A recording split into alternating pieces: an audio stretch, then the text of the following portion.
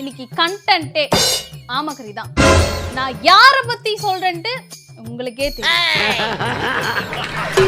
அண்ணன் சீமா அண்ணன் எலெக்ஷனோட ரிசல்ட்டுக்கு அப்புறம் ரொம்ப நாள் கழிச்சு பேசியிருக்காரு. பேசுறதை விட நிறைய கண்டென்ட் கொடுத்துருக்காரு. நான் ஆமக்கறி சாப்பிட்டது உண்மையான்னு கேக்குறேன். அது உண்மை. AK-74 உண்மையான்னு கேக்குறேன். ஆமா.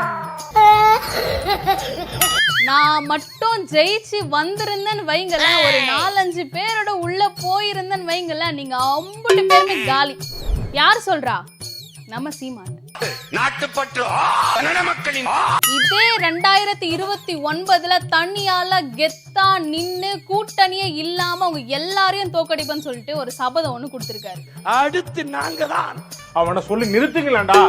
அது மட்டும் இல்லாம என்ன தோக்கடிச்சு தோக்கடிச்சு தோக்கடிச்சு நீங்களே தோத்து போவீங்க அப்படின்ட்டு வீரவசனம் சொல்லியிருக்காரு. அது மட்டும் கிடையாதுங்க, வரப்போற அடுத்த சட்டமன்ற தேர்தல்ல அண்ணன் தான் வருவாரு. அது கூட்டணியே இல்லாம நிப்பாரு. விஜய்க்கு ஒரு பெரிய சவாலா வந்து அமைவாருன்னு சொல்லிட்டு சபதம் எடுத்துக்காரு. சபதத்தை பத்தி நீங்க என்ன நினைக்கிறீங்கன்னு மறக்காம கமெண்ட் பண்ணிட்டு